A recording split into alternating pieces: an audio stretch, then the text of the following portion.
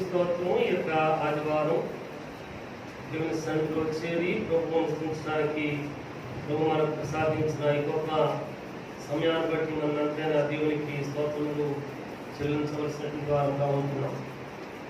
ఇది మొదటి ఆదివారం, ఆగస్టు నెల మొట్టమొదటి ఆదివారం. మన జీవన యాత్రలో 7 నెలలు మనను క్షేమంగా కాపాడారు. అందుకొరకు మనం ఎంతైనా దేవునికి స్థుతులను చెల్లించవలసిన వారు అనుకుంటున్నాం. ఈ 7 నెలల్లో మన చిన్న జీవన యాత్రలో ఎన్నో ఇబ్బందులు, వేదనలు, శోధనలు వచ్చినాయి. వీటన్నింటి కూడా ప్రభు మనల్ని కాపాడారు. పరిమితంగా ఈ 7 నెలల కాలంలో కరోనా ఈ వ్యాధి చేత చాలామంది ప్రార్థనా పనులు అనబడేటువంటి భక్తులు కొనుక్కోబడినారు. విశాఖపట్నంలో నాకు తెలియదు, కానీ చాలామంది చెప్పగా నేను విన్నాను. శ్యామట ఆ దైవ సేవకుని పూర్తి పేరు తెలియదు, కానీ నాకు తెలిసిన దేవుని సేవకులు సేవకునాలు చెప్పారు. భార్యాభర్తలిద్దరూ చాలా మంచి పరిచయం చేసేటువంటి దేవుని భక్తులట. ప్రార్థనా పనులు అంత మాత్రమే కాకుండా ప్రార్థనలో భగవంతులారా, ప్రార్థనలో కనిపెట్టి ప్రార్థన చేస్తూ ఆత్మ సంబంధం వివేచన ద్వారా ఇది జరుగుతుంది అని చదివిస్తే అది జరిగిపోయిందట, జరిగేదట. లేకపోతే అవతల వారు ఏమి సెలవు చెప్పుకోనని ఈ రీతిగా సమస్యలు చెప్తున్నారు కదా అని ఆత్మవివేచన జరుగుతుందట. ప్రార్థన చేస్తున్నారు, వాక్యాలు ప్రకటిస్తున్నారు. ఈ గొప్పటువంటి వారు మా భవనానికి వచ్చి ప్రార్థన చేయాలంటే ప్రార్థన చేసి సిద్ధపడి వెళ్ళి ప్రార్థన చేసి వస్తున్నారు. కొంచెం బలహీనతగా ఉందని చెప్పారు. సాయంత్రం హాస్పిటల్కి వెళ్ళారు, కరోనాకి తెలిసారు. మరుసటి సాయంత్రానికి ఈయన ఇంటికి నిర్జీవంగా తీసుకున్నారు. మరలా 3 రోజుల్లో జీవిత భాగస్వామి సావుకారు కూడా ఈ లోకాన్ని విడిచిపెట్టి వెళ్ళిపోయింది. బిడ్డలు సంతానం 2 బిడ్డలట, 2 చిన్నవారు. ప్రభువులారా, ఈరోజు మనం ఏ రీతిగా చేరామంటే, ప్రతిష్టాపనవాసం ఈ రీతిగా చేరి స్థుతిస్తున్నామంటే మా ప్రార్థన అనుకోవద్దు. నేను మోకరించిన ప్రతిసారి, అది ఇల్లు కావచ్చు, మందిరం కావచ్చు, మేమిద్దరు మోకరించిన ప్రతిసారి ఆయన మేము మా కుమారుడు సంఘప్రియులు క్షేమంగా ఉన్నామంటే అది నీ కృప మాత్రమేనయ్యా అని చెప్పి దేవునికి స్తోత్రం చేస్తుంది. భగవంతుల సమాజం అంత భయంకరంగా భయపడిన దినాల్లో మనను క్షేమంగా కాపాడారు. అయితే అయ్యా నా కుటుంబం ఉన్నాయని, అయ్యా మా శరీరంలో ఏదో తెలియని ఇబ్బంది ఉన్నది అన్నయ్య, ఎవరితో చెప్పుకోలేని ఏదో రుగ్మతను తరుగుతుంది, ఏడుగుడు చేస్తుంది. ఎన్నుగుడుగా కావాలి సంఘం ప్రియులు 7 నెలలు జీవన యాత్రను భద్రపరిచినందుకు, ఆగస్టు నెలనేటిది మరి యొక్క నెల యొక్క దయాకేంద్ర తలపి చేసినందుకు దేవుని స్తోత్రం. అవునయ్యా, కొంతమంది కరోనా కాకుండా మరికొన్ని ఇబ్బందులతో ఉన్నారు. అందరూ కూడా నేను ముట్టండి అని మనం దేవుని స్తోత్ర. ఇద్దరు చేరి వచ్చిన ప్రభుత్వైన మీ అందరికీ రక్షకుడు యేసు వారి నామములో వందనాలను తెలియజేస్తున్నాను. దేవుని స్తోత్ర. దేవుని యొక్క వాక్కులను మనము చదువుకుంటున్నాం. ప్రభు ప్రత్యక్షత అని, అలాగే శరీరంలో పాలివారం అని కొన్ని సత్యవాక్యాలను మనము చదువుకున్నాం, ధ్యానం చేసుకున్నాం. దేవుని యొక్క సన్నిధిలో మనం అందరూ కూడా ప్రార్థించేటువంటి వారు. నిన్నటి కాలం మందే ఒక ఇంగ్లీషు పుస్తకం ఏదో చదువుతుంటే కొన్ని ప్రభుత్వారు ఆ ఇంగ్లీషు పుస్తకం ఇంగ్లీష్ పారాగ్రాఫ్ చదువుతుంటే ఆ పారా అంతా చదివాను. ప్రభుత్వ ఒక లైన్ నా మనసులో పడింది. ప్రభుత్వ మరలా 2వ సారి చదివాను. మరలా 2వ సారి చదివాను. Why people think that we are holy, we very easily enter into the kingdom of God, but yet those who are forgiven, those who are baptized, those who are living holy life, they will enter into the kingdom of God. ఈ మాట దగ్గర మనసు నా కడ రాగిపోయాయి. మనము అనుకుంటామట, మేము దేవుని బిడ్డలు, పరిశుద్ధమైన జీవితం జీవిస్తున్నాం, నీతిమంతుని కాబట్టి పరలోక రాజ్యం నా కొరకు నేను చిన్నగా ప్రవేశిస్తానని చెప్పి అనుకుంటున్నామట. కానీ ఆ రచయిత ఆ లైన్లో కంటిన్యూ ఇస్తున్నాడు కదా, ఎవరైతే పాప క్షమాపణ సంపాదించుకున్నారో, ఎవరైతే బాప్తిస్మములోకి వచ్చారో, ఎవరైతే పరిశుద్ధ జీవితంలో జీవిస్తున్నారో వారు మాత్రమే దేవుని రాజ్యంలోనికి, పరలోకంలోనికి ప్రవేశిస్తారు. ఈ మాటలు నా మనసుకు తగ్గినాయి. అవును కదా, పాపక్షమాపణ పొందారా? మీ గురించి ప్రశ్న వేయటం లేదు. నేను చదువుకున్న తర్వాత ఇక క్రిందకేం చదవలేదు, ఇంకా పెద్ద ప్రాణాలది ఇంకా చదవడానికి నా మనసు ముందుకు వెళ్ళాల. అక్కడే ఆగి నేను పాపక్షమాపణ సంపాదించుకున్నానా, బాప్తిస్మం తీసుకున్నానా, అయితే బాప్తిస్మములకు అనుగుణమైనటువంటి పరిశుద్ధ జీవితాన్ని జీవిస్తున్నానా అని ప్రశ్న వేసుకుని, ఈ ప్రశ్న దగ్గర నాకు మరి ఒక ఆలోచన వచ్చింది. దైవిక సంపూర్ణతతో జీవిస్తున్నానా నేను? నా వెనుక నా కుటుంబంలో ఒక భార్య ఉంది, ఒక కుమారుడు ఉన్నాడు. ప్రభునంటారా, ఒక కుమారుడు ఉన్నాడు. వీరి మాతో పాటు పెద్ద సంఘం ఉంది కదా. ఈ సంఘము పాప క్షమాపణతో కూడా దైవరక్షణ సంపాదించుకుని బాప్తిస్మములో ఉంటూ అశుద్ధమైన దేవుని చిత్తానుసారమైన జీవితంలో జీవిస్తూ పరలోక రాజ్య ప్రాప్తిని స్వతంత్రించుకునే జీవితంలో ఉన్నాడా? లేకపోతే వస్తున్నాము వెళ్ళిపోతున్నాం, ఆశ్రమం దొరకడం లేదా దొరుకుతుంది, వస్తున్నాము వెళ్ళిపోతున్నాము, దీవెన దొరకడం లేదా దొరుకుతుంది, వస్తున్నాము వెళుతున్నాము, సమృద్ధి దొరకడం లేదా సమృద్ధి కూడా దొరుకుతుంది. ఇవి మాత్రమే సరిపోయినాయా? కాదుగా అనిపించింది ప్రాణాలు. ఇశ్రాయేలీయులు శ్రమల దాస్యము నుండి విడిపించబడి వారు తేనెలు ప్రవహించే కనాను దేశములకు వెళుతూ అనేక పర్యాయాలు కొనుక్కున్నారు. మారా దగ్గరకు వచ్చేసరికి అయ్యయ్యో, ఆ ఐగుప్తులో మంచినీరు మినరల్ వాటర్ కంటే ప్రమాణం నీళ్ళు తాగి ఇక్కడ చేదయ్యా అని చెప్పి కొనుక్కున్నారు. అంటే నేను కొన్ని మాటలు కలిపాను. ఎప్పుడు దోసకాయలు, కాకరకాయలు, చామదుంపులు, గమనందుకున్నారా, చింతపండు చారు తాగుతుంటే మరలా కొనుక్కున్నాడు. ఎప్పుడు ఇదేనా? అక్కడ చాలా బాగుందంటే పరమరక్షకుడు నీళ్లు కురిపించారు. గమనందుకున్నారా, ఆహార్యం అయిపోయినాయి. మరలా మీరు ప్రశ్న వచ్చి పడింది. మన పరలోకమన్నాను కురిపించారు. అవును, సమృద్ధితో సాగి వెళ్ళిన వారందరూ కూడా పరలోక రాజ్యములో లేకపోతే కనాను దేశంలో ప్రవేశించారా అంటే లేదుగాక లేదు. మీరు సంపూర్ణులైనా అంటే కాదు. ప్రభునంటులారా, ఎప్పుడో ఒకసారి ఒక 2-3 వారాలు ఉంటుందో, ఒక 2 నెలలు ఉంటుందో వాక్యోపదేశం, వాక్యాన్ని ధ్యానం చేస్తూ ప్రభునంటులారా, ఆనాటి వాక్యానికి అనుగుణంగా కొన్ని మాటలు పలికాను నేను. ప్రభునంటున్నా నోటి వెంట పలికాను నేను.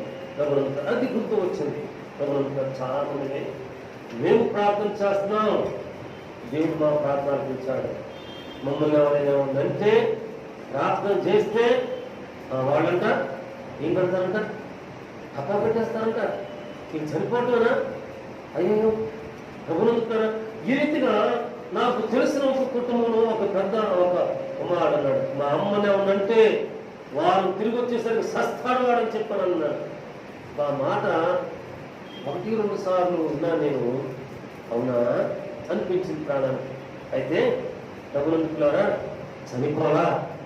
అవతల వ్యక్తులు సంవత్సరంలో లేకపోతే 2 సంవత్సరాల్లో 3 సంవత్సరాలు సజీవంగా ఆరోగ్యంగా బ్రతికి కొడుకులు పెళ్ళిళ్ళు, కూతురు పెళ్ళిళ్ళు, మనవరాళ్ళు సంపాదించుకుని ఇచ్చి పంచిపెట్టే ఏంటో నాకు తెలియదండి. ఇవన్నీ చేసి ఎప్పుడో ఒకసారి 3-4 సంవత్సరాలు కానీ చనిపోయారు. అందుకుంటారా, దైవిక సంపూర్ణత ఇదేనా అని నేను ప్రశ్నలు వేసుకున్నాను.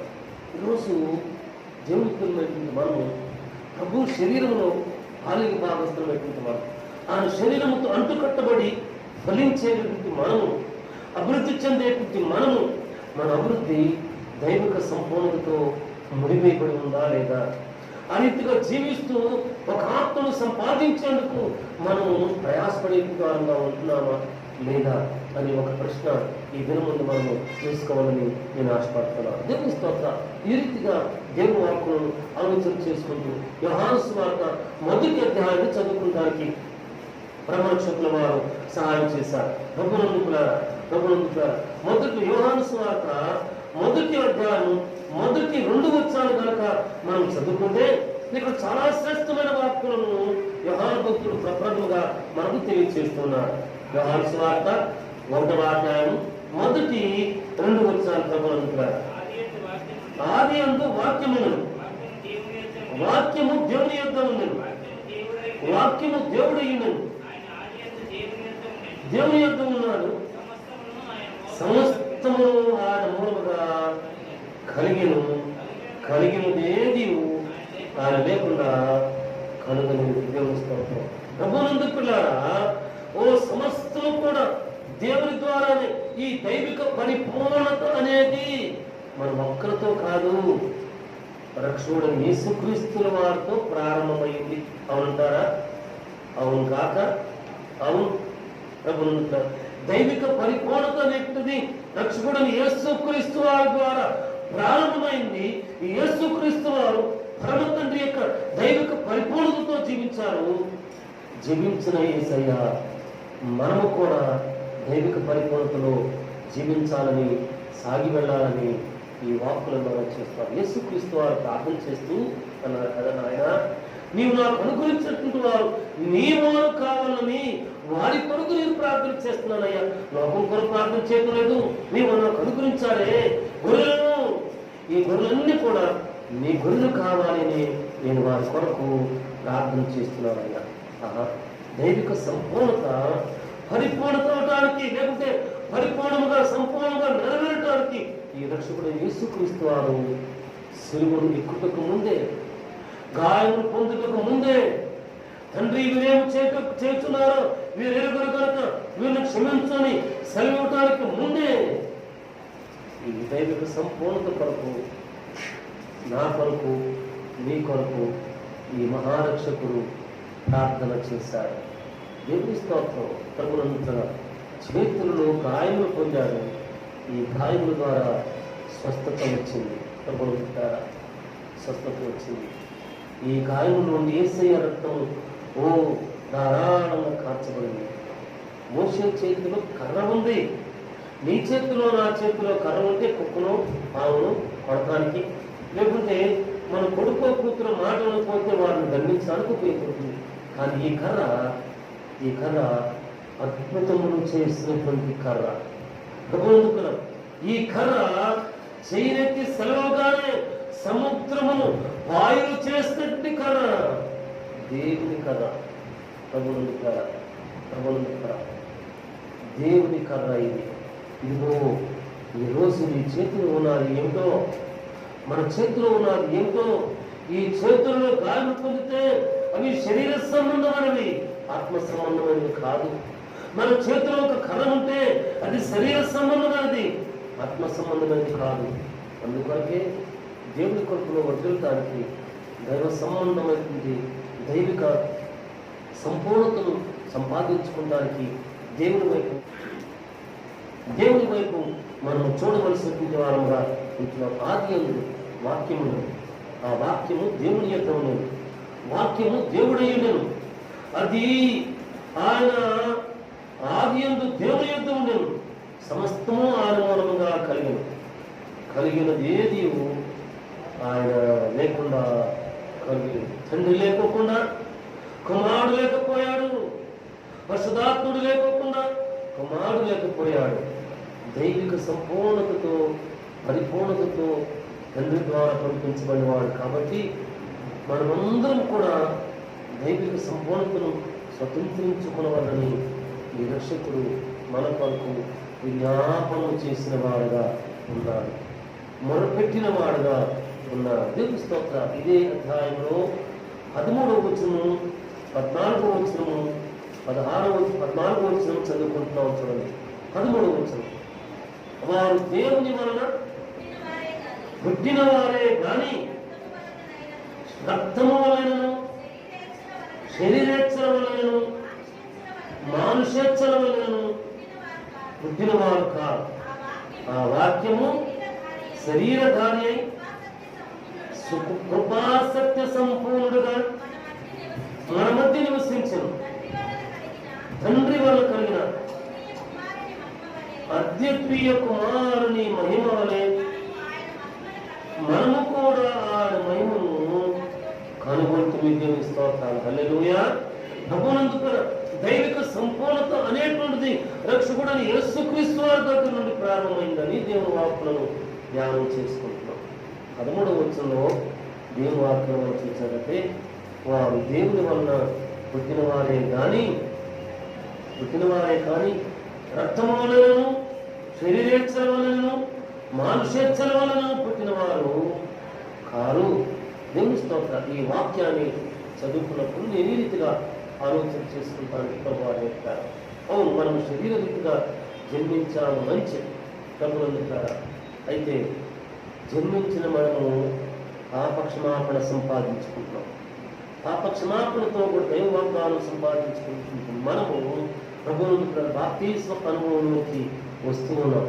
బాప్తిస్మ అనుభవంలోకి వచ్చి ఆత్మ సంబంధమైన పరిపూర్ణ జీవితం జీవిస్తున్నప్పుడు తప్పు చేస్తే, క్రోధముతో ఉంటే, మోసము చేస్తే, దగా చేస్తే, అన్యాయం చేస్తే, అబద్ధమాడితే, బూతులాడితే, ప్రభునందుకురా స్వచ్ఛతానుసారంగా జీవిస్తూ నేను జీవితం మనం ప్రత్యక్షపరిస్తే ఖచ్చితంగా మనతో నివాసం ఉంటున్నటువంటి దైవిక సంపూర్ణతలోనికి మనం తీసుకుని రావడానికి ప్రారంభించిన రక్షకుడు తప్పకుండా కల్పిస్తాడు మన అంతరంగంలో. ఇదిగో ఈ దినము నీ రీతిగా చేసావు, ఈ రీతిగా జీవిస్తున్నావు. నీ అడుగులు ఈ రీతిగా ఉన్నాయి కదూ, నీ మాటలు ఈ రీతిగా ఉన్నాయి కదూ, నీ క్రియలు ఈ రీతిగా ఉన్నాయి కదూ, లేకుంటే నీ జీవితం ఈ రీతిగా ఉంది కదే అని ఈ అంతరంగం శోధిస్తోంది. ఎప్పుడో ఒకసారి లేకుంటే 2 పర్యాయం చెప్పి ఉంటాను నేను. మాకు తెలిసిన ఒక కుటుంబం ఉండేటువంటి సమీపంగా ప్రభువులందుతారా, నన్ను బాబాయ్ అనేటువంటి వాడు తిరిగి పెద్దవాడు అవుతున్నాడు. వారు చెల్లి చెప్పింది, బాబాయ్ అన్నయ్య ప్రార్థన ఎప్పుడు చేస్తాడు చెప్పమంటావా అని అడిగింది. ఎప్పుడు చేస్తాడంటే, ఎప్పుడు చేస్తాడంట, శ్రీనివాస సింహార్కి వచ్చిన తర్వాత వచ్చిన రాత్రి తెల్లవారుజాము అందరికంటే ముందు లేచి అమ్మ నాన్న చెల్లి కంటే ముందు లేచి మంచం మీద మోకరించి చేతులు పరికెత్తి, ప్రభా సాతాను స్వాగతం చేయించలేకపోతే సాతాను స్వాగతం చేయించడానికి నువ్వు నాకు సాయం చెప్పుడంటే ప్రార్థన చేసేది. మరి ఎప్పుడు ప్రార్థన చేయడంట, కాలేజీకి వెళ్తాడు, ప్రభుత్వం సేపుతూ ఉంటాడు, ఇంట్లో అమ్మ నాన్న చెబితే పనులు చేస్తాడు, ప్రార్థన అయితే చేయడండి. ప్రార్థన ఎప్పుడు చేస్తాడంటే శ్రీనివాస సింహార్కో రామప్రియ సింహాలతో వెళ్ళి సింహాకులు వచ్చినప్పుడు ఈ ప్రాణం కొట్టుకుంటుంది అనమాట. ప్రార్థన కలుపుతున్నాను కదా, సింహాకులు వచ్చాను రాత్రి ఫస్ట్ షోకు, సెకండ్ షోకు, మిడిల్ షోకు దేవుడు చూస్తున్నాడని చెప్పి అప్పుడు ప్రార్థన గుర్తొస్తుందంట. మంచం మీదే కింద కూడా దిగాల్సిన పని లేదు, కింద దిగి ఆశీర్వాదం కలుపుకుంటాడేమో, అప్పుడప్పుడు ఫోన్ చేస్తూ ఉంటాడు. ఇంకా ప్రార్థన చేస్తామంటే లేదులే బాబాయ్ ఇప్పుడు ఆ పని బైబిల్ బాగా చదువుకున్నా ప్రార్థన చేస్తా. 2 కూతురు పుట్టేశారు, ఆ కూతురు 2 నాకు కాకుండా చక్కగా దేవుడు కలిగి జీవించాలని ప్రార్థన చేస్తున్నాయి. ప్రభువునందుకున్నారా, దేవుడి యొక్క సన్నిధానంలో ఇది కాదు పరిపూర్ణత, ఇది కాదు దేవుడికి సంపూర్ణత. శరీరధారిగా ఉన్నవారులే కానీ ప్రభువునందుకున్నారా, వారు మానవ సంబంధమైనటువంటి వారు కానే కాదు, మానవ జీవితంతో సరిపోల్చవలసినటువంటి వారు కాక, దైవిక సంపూర్ణతతో దేవుడితో సరిపోల్చగలిగినటువంటి వారు కాదు ప్రభువునందుకున్నారా. అయితే దేవుని యొక్క వాక్యంలో 14 వచ్చుంటారు కదా, ఆ వాక్యం శరీరధారి అయి కృపాసత్య సంపూర్ణంగా మన మధ్య నివసించను. తండ్రి వల్ల కలిగిన అద్వితీయ కుమారుని మనవలే మనము ఆ మహిమను కనుగొంటుంది. ఈ వాక్యం చదువుకుని ధ్యానం చేస్తున్నప్పుడు ప్రభువునందుకురా ఒక సంఘటన సజీవ సాక్ష్యం నా మనసులోకి వచ్చింది. మా తండ్రి గారు ప్రభు దగ్గరకు ప్రభుత్వం పండుకోగానే ప్రభు పరిచయంలోకి వచ్చాను. సాంకుల సహవాస కోటాలకు నెలకొక ప్రయాణం వెళుతుంది వాడిని ప్రభువునందుకురా చేయమంటా పట్టుకుంటా ఒట్టిగుడి కాడు ఇదిగో ఇరుక అనేక గ్రామాలు తేలిక ముస్తావాన 14-15 గ్రామాల్లో సాగులు ఉండేటువంటి వారు వీరితో కలిసి ప్రభువునందుకురా అడుగులు వేయటానికి పరమరక్షకులు వారు నాకు సహాయం చేస్తారు ప్రభువునందుకురా. అయితే ఒకసారి సాగుల కోటలో డేవిడ్ గారు వచ్చిన 15 మంది అయ్యగారులేమో వీరికి ఆ వాక్యం చెబుతూ అయ్యగారు డేవిడ్ గారు అన్నారు కదా, కృపారావు అంటే అయ్యగారు అన్నారు, మీ మందిరానికి ప్రార్థనా మందిరం పేరు ఉంది.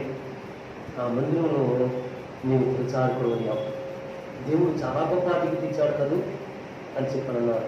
ఈ మధ్యన ఎవరితో నేను చెప్పినట్లుగా నాకు గుర్తుంది, ఎవరు కలిసారు నాకు గుర్తులేదు, కానీ ఇలాంటి దేవుని బిడ్డలు ఇంటికి రమ్మంటే వెళ్ళి ప్రార్థన చేసినప్పుడు చెప్పానేమో గుర్తులేదు.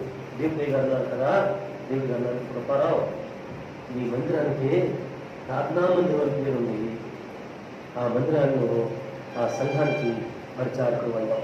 ఇప్పుడు ప్రభుత్వ ఈ మధ్య నేను దేవుని వాక్కు ప్రార్థన చేసుకుంటూ వాక్కు ధ్యానం చేసుకుంటున్నా, ఆయన మొదటి కృప మాకు కావాలయ్యా, ఓ ప్రార్థనా గుంపు కావాలయ్యా, ఓ నాయన నీ వలన పొందేటువంటి కృపలను సంపాదించుకునేటువంటి బాధ్యత మాకు కావాలయ్యా అని నేను ప్రార్థన చేసుకుంటున్న సమయంలో ప్రభుత్వారా ఈ సందర్భం గుర్తొచ్చిన అయ్యగారు చెప్పిన మాట ఒక్కసారి ఒళ్ళు జల్పించున్నాము.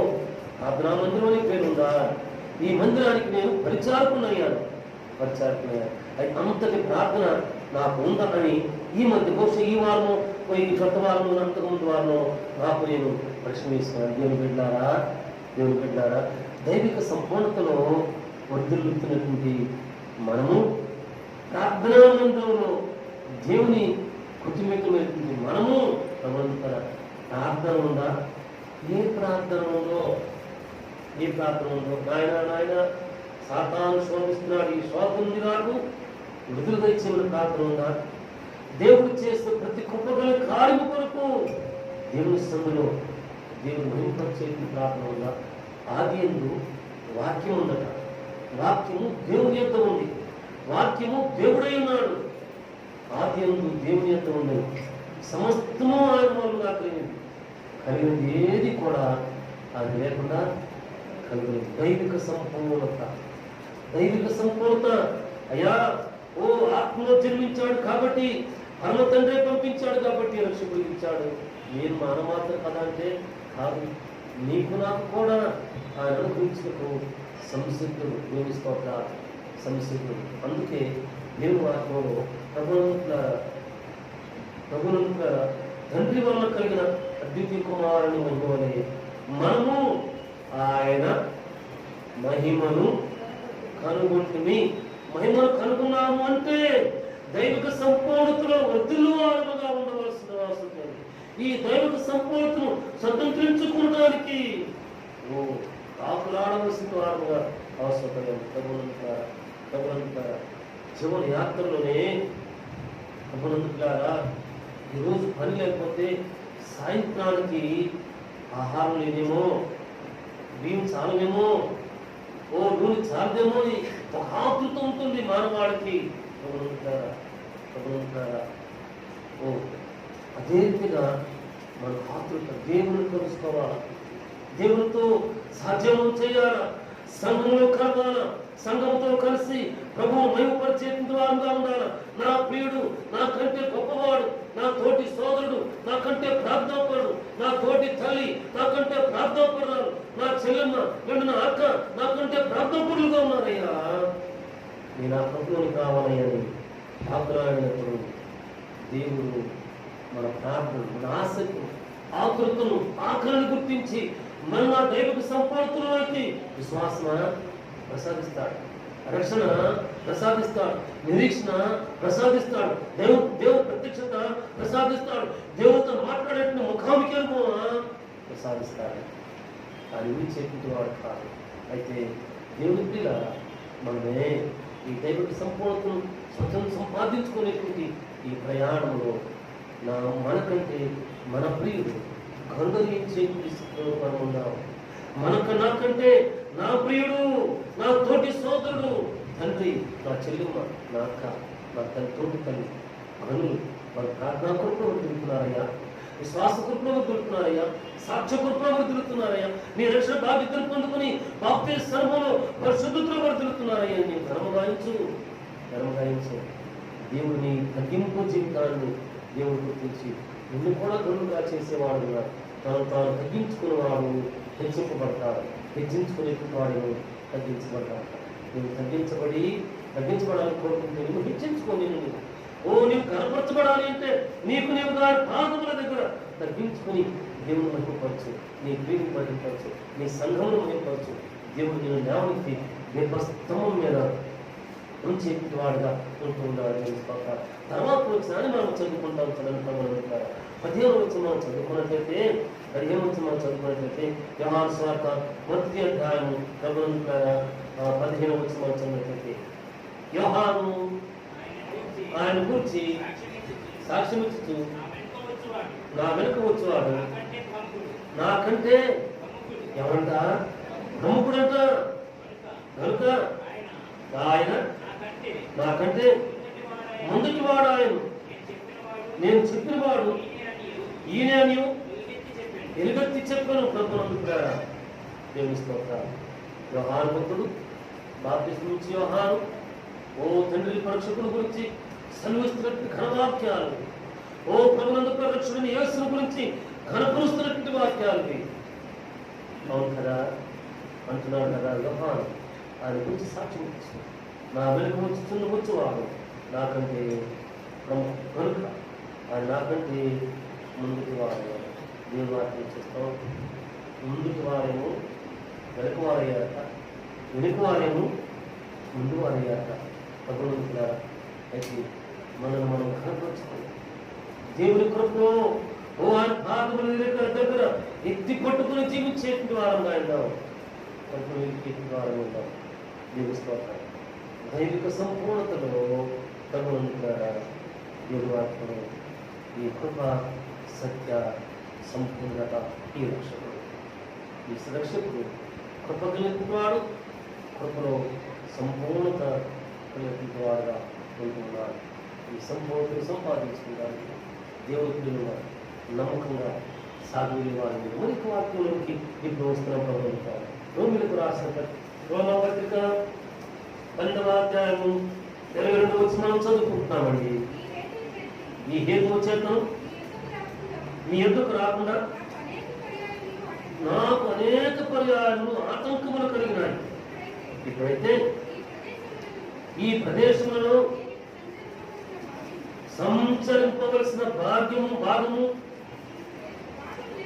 భాగము లేదు కనుక అనేక సంవత్సరాల నుండి మీ ఎదుకు రావాలని మిక్కిలి అపేక్ష కలిగి రోమాలో ఉన్నటువంటి సంఘములకు స్పెయిను ఓ ప్రభుత్వ తుకునియా ఈ రీతి అనేక ప్రాంతాలను తిరిగినటువంటి దైవభక్తులు ఇటువంటి ప్రాంతంలోకి వచ్చేందుకు ఓ ప్రభునందు దైవిక సంపూర్ణత కలిగినటువంటి దైవభక్తులు. ఎందుకు ఈ వాక్యాలను నేను చదువుతున్నానంటే పౌలు భక్తుడు ఈ రీతిగా దేవుని వాక్యం కృపా సంపూర్ణత అని యోహాను సువార్తలో చదువుకున్న తర్వాత పౌలు భక్తుని జ్ఞాపకం చేసుకున్నారని దేవుడు సహాయం చేశారు. దైవభక్తుడు దైవిక సంపూర్ణతలో వర్ధిల్లినటువంటి వాడు అన్నాడు కదా, నేను పరిశుద్ధుడైన ప్రకారం మీరు పరిశుద్ధులై ఉండడం చెప్పినట్టు మహాభక్తుడు ఈ భక్తుడు అంటాడు కదా హేతువు చేత మీ ఎదుకు రాకుండా అనేక పర్యాయములు ఆటంకములు కలుగుతాయట. దేవుని కలుసుకోకున్నాను, దేవుని ప్రియులు కలుసుకోకున్నాను, ఏమంటే దేవుని వాక్యం ధ్యానం చేయకోకున్నాను, దేవుని యొక్క సంఘంలో ప్రార్థన చేయకోకున్నాను. ఆటంకములు అవరోధములు కలుగుతున్నాయి. నాకు తెలిసిన ఒక తల్లి ఉంది. ఆ తల్లి గత డిసెంబర్లో తన బిడ్డలందరి కొరకు ప్రార్థన చేస్తూ తన జ్యేష్ఠ బిడ్డ కొరకు ప్రత్యేకంగా ప్రార్థన చేయాలని కోరుకుందట. వాళ్ళన్నీ కూడా త్వరగా ముగించుకుని 10 గంటలకి రాత్రికి మోకరిద్దాం అనుకునేసరికి తెలియనటువంటి భయంకరమైన జ్వరం, తలనొప్పి, ఎదురుగా ఉన్న బిడ్డలు కనపడకుండా ఏదో అయోమయ స్థితి. ఎప్పటి వరకు అనుకున్నారు? ఆ తల్లి ప్రార్థన ప్రారంభిస్తే సాయంత్రం 3 గంటల వేళ ప్రార్థన ముగించుకుంటున్నారు. 3:30 గంటల వరకు ఏమి అయోమయంగా పాటి కూర్చొని పడుకున్నాం. 3 రోజులు అయ్యా 3 రోజులు ప్రార్థన చేసుకోవాలనుకోండి. ఈ 3 రోజులు ఇదే రీతిగా శోధింపబడింది. 4వ రోజు నుంచి మళ్ళీ మామూలు ఆరోగ్యంగానే.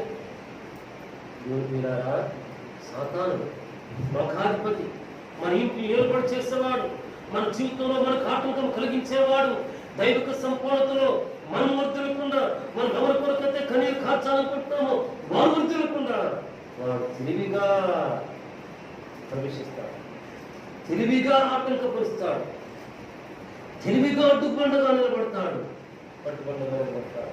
కాబట్టి దైవిక సంపూర్ణతను సంపాదించుకున్నానని ఆశించేటువంటి మనము, సంఘప్రియము ప్రతిష్టా ప్రార్థన మందిర ప్రియులమైనటువంటి మనము, యేసయ్య రక్షణలో వర్ధిల్లుతున్నటువంటి మనము, నాయన నీ దైవిక సంపూర్ణతలో వర్ధిల్లడానికి ఆశువుని ఉన్నాము.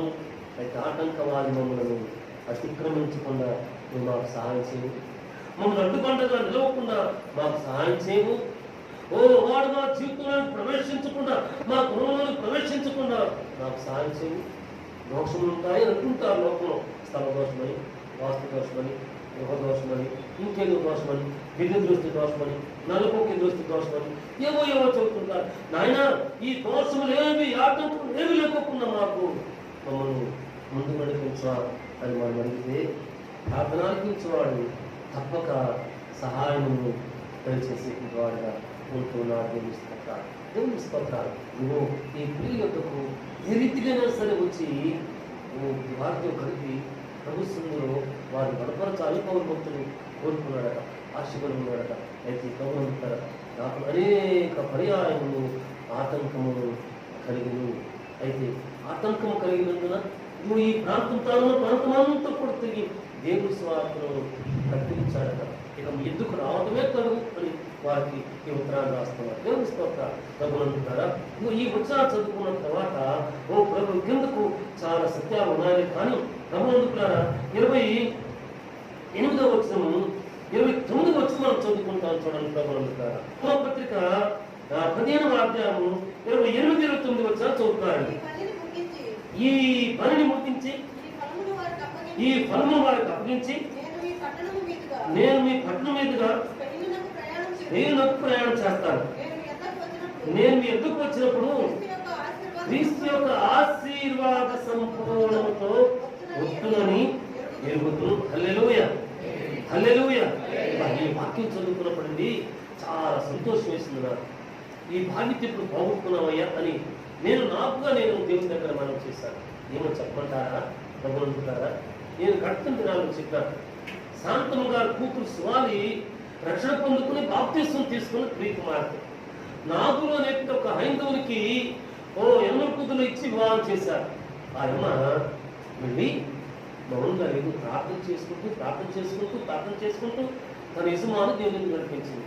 తన యజమాను నడిపించిన తర్వాత ఇద్దరు కలిసి ఆ ఎన్నో కూతురు నుండి 60 నుండి 70 మందిని దేవునికి నడిపించారు. హల్లెలూయా. దేవుడు గారు అంచుగా వారి మనవుడు ఇక్కడ ఉన్నాడు. ప్రభుత్వ మీరు చాలా సంవత్సరాల తర్వాత వెంటనే వారు ఘోర బంధువులకి అన్న ప్రాంతాలు సరోజన వారికి వెళ్ళారు. చాలా కాలం వచ్చాడు బాబాయ్ అని చెప్పి కోడి కోసం చేపలలో మీరు చేపలు ఫ్రీగా దొరుకుతారు. మనవంటి కోరుకోవాలి రాజాకి. ప్రభుత్వ చేపలను పెట్టారు. బాబాయ్ లోపల కొనుక్కోండి మంచిగా కానీ వద్దుగారు బాబు, మీరు లోపల కొనుక్కొని మీరు ఇక్కడ వరండాలు కొనుక్కుంటాం. వరండాలు కొనుక్కుని మీరు ప్రార్థన చేసుకుని పడుకుంటే ఒక నల్లటి వచ్చి మా ఇంటికి వచ్చారండి అని చెప్పి కొనుక్కుంటే నువ్వు అంటే ఇల్లు నాదే, మీరు ఎందుకు వచ్చారండి మా వాళ్ళు అని చెప్పి ప్రార్థించింది. ఇక అబ్బాయి ఏ రాత్రి అంటే తిని చాలా సంవత్సరాల తర్వాత ప్రశాంతంగా నిద్రపోయాం అని చెప్పారు. అప్పుడు దేవుడి గారు అని వారు సాక్ష్యం చెప్పారు. వాడు దేవుని దగ్గరికి వచ్చారు. దేవుని స్తోత్రాలు. అప్పుడు నమ్మకొద్దు నుండి అంజమ్మ గారిని ఒక తల్లి రక్షణ పొందింది. ఆ అమ్మ జీవనోపాధి కొరకు హనుమకొద్దును విడిచిపెట్టి వెంకటాయపాలెం అనే ఊరు వెళ్ళింది అమ్మగారు. అక్కడ మౌనంగా లేదు అమ్మ. అక్కడ సాక్ష్యం చెప్తే అక్కడ తేలిక ఒక 20-30 మంది రక్షణకు వచ్చారు. అంతే దైవ సాగుడు సురేష్మయ్య గారు వెళ్ళిన తర్వాత ఆ ఊరికి సైకిల్ మీద తిరిగాను. ఆ తర్వాత 89లో స్పోర్ట్ వచ్చిన తర్వాత స్పోర్ట్ మీద తిరిగాను. తర్వాత వృద్ధురాలే కొన్ని విధానాన్ని బట్టి కుమార్తె అందరూ హనుమకొద్దులు ఉండిపోయారు. బిడ్డ దగ్గరకు వచ్చేసరికి అక్కడున్న ఆ 20-30 మంది సిపిఎం సంఘానికి అక్కడక్కడ సంఘాలకి చెదిరిపోయారు. ఇప్పుడు దేవుని వాక్యంలో పడ్డాను. ఇది మన కొరకే, నా కొరకే. ప్రభుత్వం నీ కొరకే దేవుని బిడ్డ దైవిక సంపూర్ణతలో వర్ధిల్లుతున్నాను. నేను వర్ధిలే బిడ్డని చెప్పుకునేట్టు నీ కొరకే ఈ వాక్యము. ఈ వాక్యం చదువు, ఈ వాక్యం నీకు పట్టుకోనివ్వు, ఈ వాక్యం నీ జీవితాన్ని పట్టుకోనివ్వు, నీ అంతరంగాన్ని పట్టుకోనివ్వు. ఈ పనిని ముగించిన తర్వాత ఈ పనులను వారికి అప్పగించి నేను నీ పట్టణం మీదుగా స్త్రీని ప్రయాణం చేస్తాను.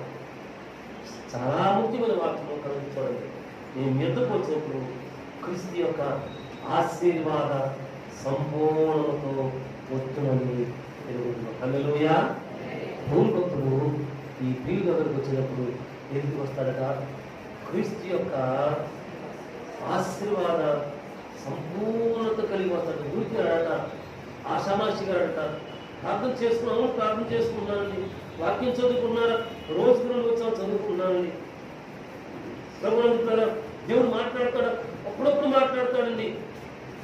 ఎందుగా కాదు, దేవుడు పరిపూర్ణంగా తనతో జీవనం చేసే పాడున్నాడు, నడిచే పాడున్నాడట. గమనిస్తారంటే ఆ భక్తుడు ఎక్కడ పోయితే అక్కడ ఆత్మను సంపాదించిన పని అప్పగించాలి. ఎక్కడ ప్రార్థన చేస్తే అక్కడ అపవిత్రాత్మలో దెయ్యాలు రోగాలు పారిపోయినాయి. గమనిస్తారా? నేను చెప్పాను గత సంవత్సరాల్లో, గత దినాల్లో. గమనిస్తారు, చిన్నాని ఒక పెద్ద ప్రభాకర్ గారి అసిస్టెంట్ పనిచేసే దానికి అయ్యా, ఇది మన పక్కన పని నిర్మాణానికి పనిచేస్తున్నాను. పనిచేసి కన్నులు వెళ్ళిపోతాట పనిచేస్తున్నాడు. అయ్యా ఎక్కడ పనిచేస్తానంటే పలానా చోట పనిచేస్తానండి, రోడ్డు పక్కన మందిరం పనిచేస్తానంటే అయ్యో జాగ్రత్త ఉంది.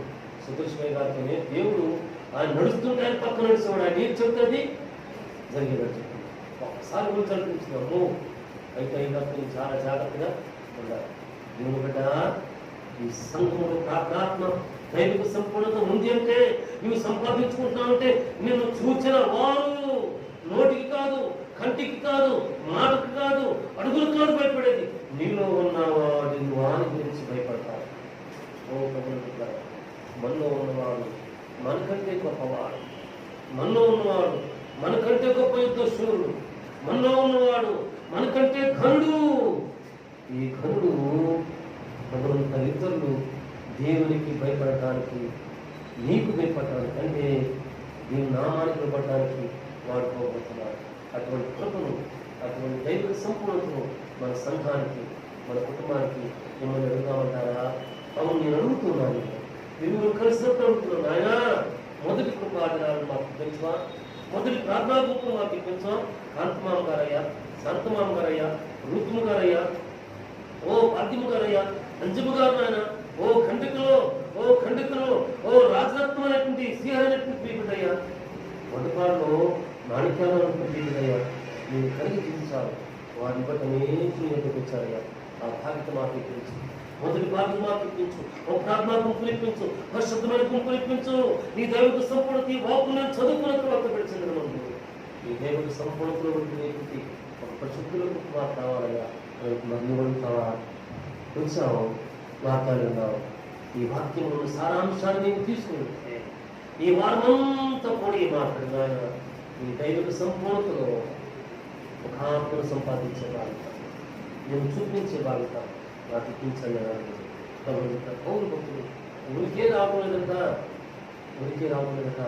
ఈ రీతికి వస్తుంటే మీ ఎందుకు వచ్చినప్పుడు క్రీస్తు యొక్క ఆశీర్వాద సంపూర్ణంతో వస్తున్నది నేను నాకు తెలుసు. నా దేవుడు నాకున్నాడు, నా దేవుడు ప్రత్యక్షత పరిశుద్ధత నాతో ఉంది. కాబట్టి మీ దగ్గరకు వచ్చానంటే ఉనికి రాను. అవును, మన బంధువులకి వెళ్తే, తమ్ముడు కదా, మన ప్రియులకి వెళ్తే మన దేవుడు మనము తీసుకువెళ్ళే వారు ఉన్నాం. మనకు అక్కడ పరిచయం చేసి వచ్చేవారు ఉన్నాం. మన దేవుడికి రావాలని అడిగేవారు ఉన్నాం. అనుకుంటున్న మనం పరిచయం వాడుగా ఉంటూ ఉన్నారు. దేవుని స్తోత్రాలు గురించి వారు కాదు. దేవుని స్తోత్రాలు. యోహాను సువార్త 15వ అధ్యాయం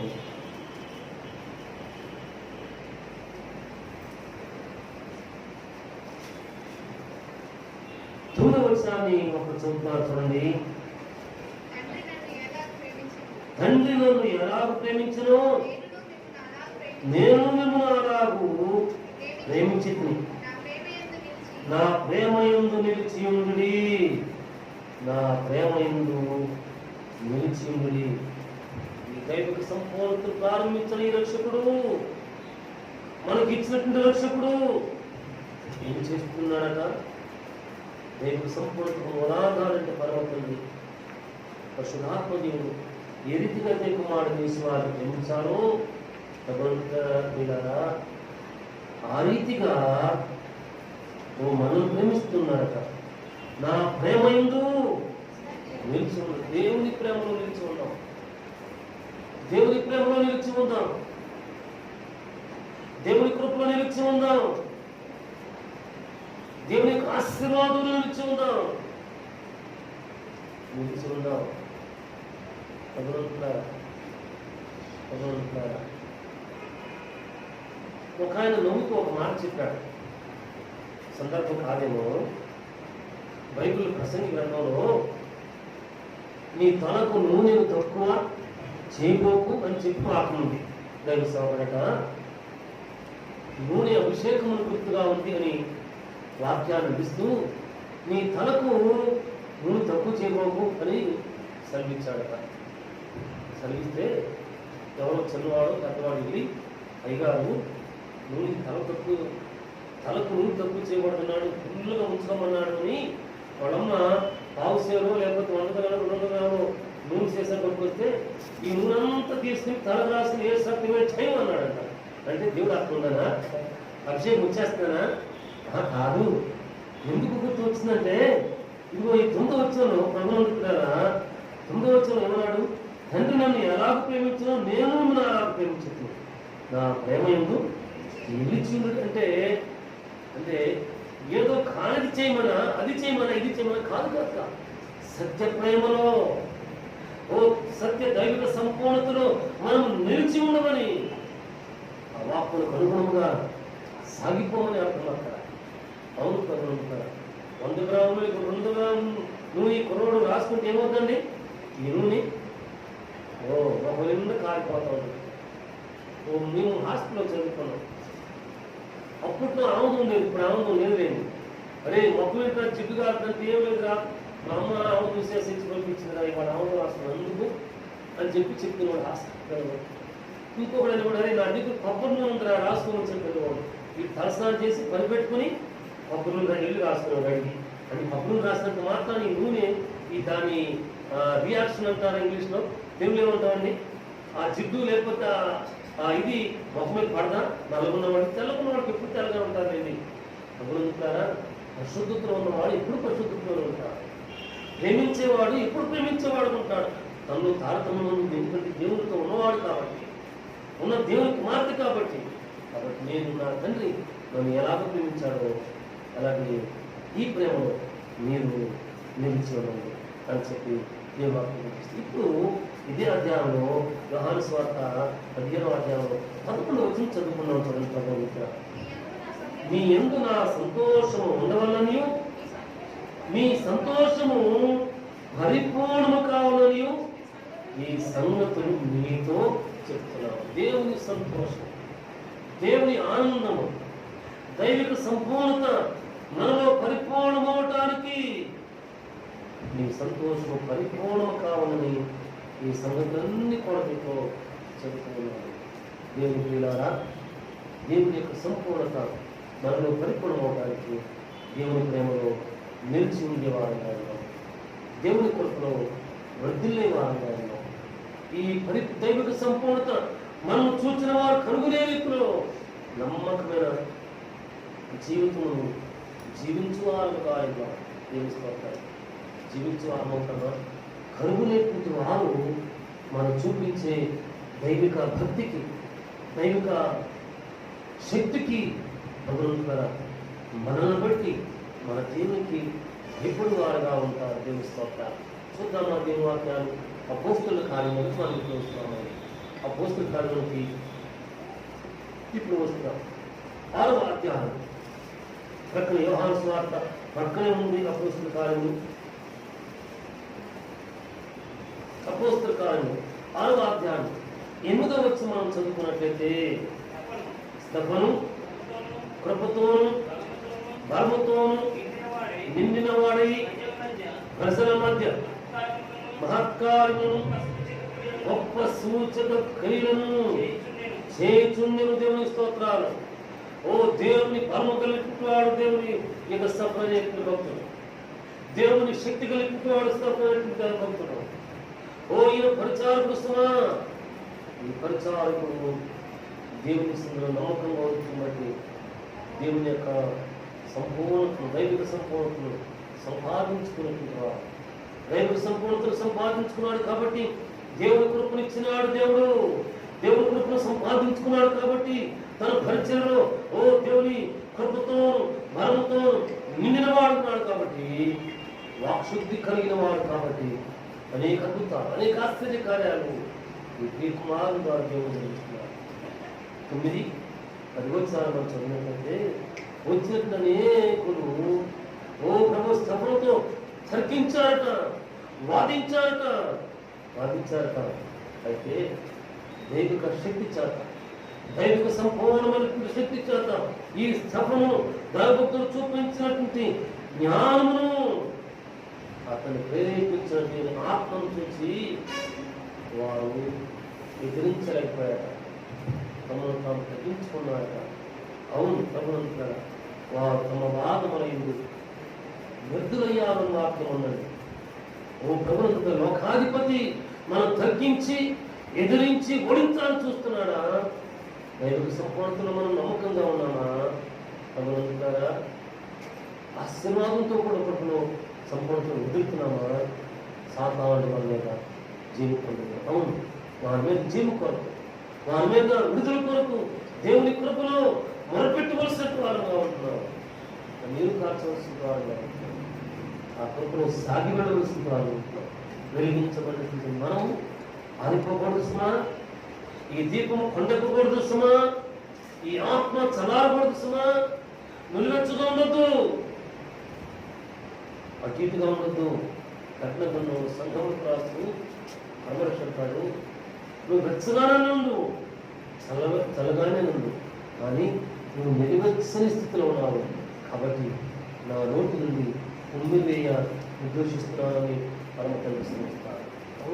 నిలువెచ్చని స్థితి వద్దు, అటు ఇటు స్థితి వద్దు, 2 పొడవులో కాలు వద్దు. అటు వెళ్తే అక్కడ వారితో ఎక్కడికి వస్తే ఇక్కడ పరిశుద్ధులతో జీవించే జీవన యాత్ర అవుతుంది. దేవుని కలిగినటువంటి వేడి స్థితి, దైవిక సంపూర్ణతలో మనం జీవించబద్రంగా స్థపను దైవిక సంపూర్ణతలో వదిలినాడు కాబట్టి దేవుని ప్రియులారా, దేవుడు తన ద్వారా గొప్ప కార్యం చేశాడు, ఆశ్చర్య కార్యం చేశాడు, అద్భుతాలు చేశాడు. స్థపనతో వాదించాలని కోరుకున్న వాళ్ళు వారిని ఈ భక్తులతో ఉన్నటువంటి శక్తిలో ఉన్నటువంటి ఆత్మను ఎదిరించలేకపోతారు. అటువంటి కృప, అటువంటి బాధ్యత ఈ దినములలో మనకు ఇవ్వటానికి ఈ మహోన్నతుడు సంసిద్ధుడు. ఆయన సంసిద్ధుడు, మనం కూడా సంసిద్ధమయ్యేటువంటి వారు. దేవుని మరొక వాక్యాన్ని చదువుకుంటున్నాము. ఎఫెసీయులకు రాసిన పత్రిక 3వ అధ్యాయము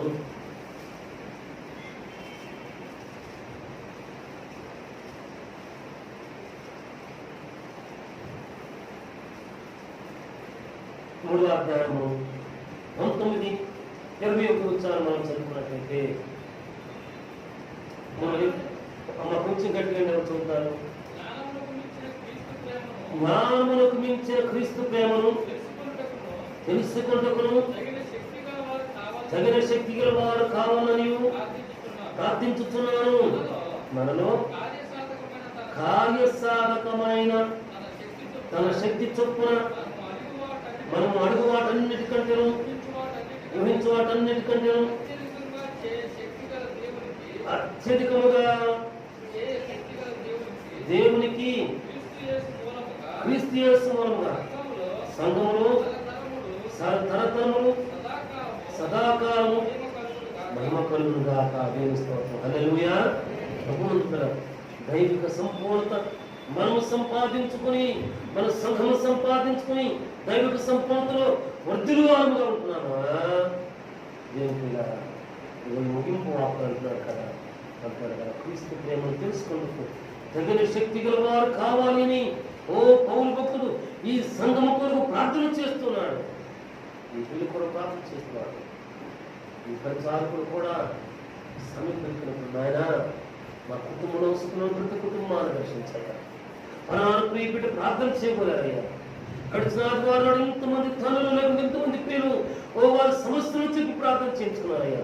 విడుదల కావాలయ్యా.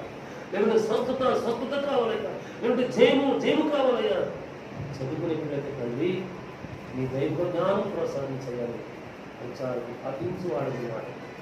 ఈ ప్రచారకులు కూడా ఈ ప్రార్థనలో ఇంకా బలముగా ఎత్తబడాలని నేను ప్రార్థించవలసిన అవసరం ఎందుకు కూడా ఉంటున్నా. పౌరులు అంటున్నాడు కదా ఇక్కడ తెలియజేస్తున్నాడు, క్రీస్తు ప్రేమను తెలుసుకుంటూ తగిన శక్తి గల వారు కావాలని నేను మీ అందరి కొరకు ప్రార్థన చేసేవాడు ఉన్నానంటాడు. ప్రభుత్వ అయితే అంటాడు కదా, మనలో కార్యసాధకమైన తన శక్తి చొప్పున మనం అడుగు వాటికంటే ఊహించు వాటన్నిటికంటే అత్యధికముగా చేయగల శక్తి గల దేవునికి క్రీస్తుమూలంగా సంఘములో తరతరములు సదాకాలం వైపు దేవుస్తాం ప్రభుత్వాలు. ఇప్పుడు మధ్యలో ఒక సజీవ సాక్ష్యాన్ని చెప్పడానికి వల్ల ఈ ముగింపు వాక్యం జ్ఞాపకం చేస్తారు. బైబిల్ సేవకుడు దేవుడయ్య గారు సభలో ఒక మాట చెప్పారు. మరి ఏ మాట చెప్పారు? నాకు బాబు కృపారావు మీ సంఘానికి ప్రార్థనా సంఘం ఉంది అని చెప్పారు. ఒక్కసారి ఊరించండి మళ్ళా దానికి పొడిగింపన్నారు కదా చాలింపు. ఆ సంఘానికి ప్రచారకుడు అయ్యాం అని చెప్పన్నారు. ప్రభు నుండి కూడా ఆ ప్రార్థనా సంఘమేనా దేవుని బిడ్డ? ఇప్పుడు ఒక ప్రశ్న వేసుకొని నిజమే, ప్రార్థనా మందిరం ప్రార్థనా సంఘం అయితే ఉంది. ఈ సంఘంలో నేను నిజంగా ప్రార్థించే బిడ్డగా ఉన్నాను, మరొకటి బిడ్డగా ఉన్నాను, దైవిక సంపూర్ణత కలిగి ఒక ఆత్మను సంపాదించడానికి ప్రయాసపడే బిడ్డగా ఉన్నానా అని ప్రశ్న వేసుకోవాలి. దేవుడు ఆ ప్రశ్నకు సమాధానం ఇస్తాడు.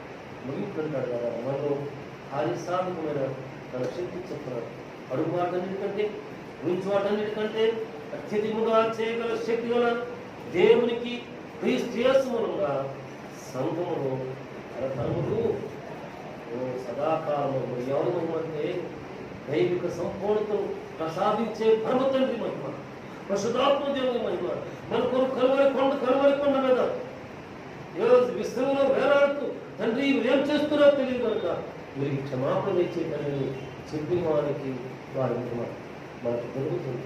ఏమిటో ఆయన సంసిద్ధుడు ఉచితమైనది. అయితే మనం దేవుని సంసిద్ధంగా దేవుని సంపూర్ణంగా ఉండాలి.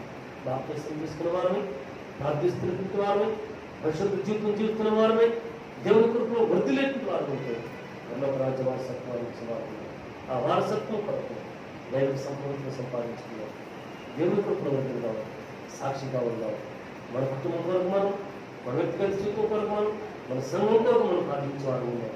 దేవుడు తన పిల్లలు ఎత్తిపెట్టి వాడుకుని అనేక కుటుంబాలు, అనేక గ్రామాలు, అనేక మంది పరిచారకులను, అనేక మంది సాక్షులను దేవుడిచ్చి మన కుటుంబాన్ని దీవించి ఆశీర్వించి వర్తన చేస్తాం. ప్రార్థన చేసుకుంటున్నాం. మహోన్నతుడైన మా తండ్రి, ఈ దినం మరి యొక్క సత్యవార్తను మేము చదువుకుని ధ్యానం చేసుకోవడానికి మాకు సహాయం చేస్తాం. దైవిక సంపూర్ణత అనే వాక్యాన్ని మేము ధ్యానం చేస్తామయ్యా. అవును తండ్రి, నీ సంధికి వచ్చి వెళ్ళేవారు కాదు, వెళ్తూ నీ వాక్య సారాంశాలు మిమ్మలను స్థుతి చెల్లిస్తున్నాం కదా. మా స్థుతిలో మేము చెల్లించే స్థుతిలో శక్తిని మేము ఆత్మీసుకోవాలయ్యా. అడుగు వాటన్నిటికంటే గురించి వాటన్నిటికంటే అత్యధికంగా కృపగా కార్యం చేయబట్టి మీకు స్థుతులు చెల్లించుకుంటున్నాం. మా కుటుంబీకులందరం కూడా మీ కృప వృద్ధికి మాకు సహాయం చేయండి. ఇక వాక్యాలు మా కుటుంబం నాటండి, జోజాలన్నింటిని కట్టండి, మిమ్మల్ని ఫలింపచేయండి. యేసునామమున ప్రార్థిస్తున్నాము తండ్రి, ఆమేన్.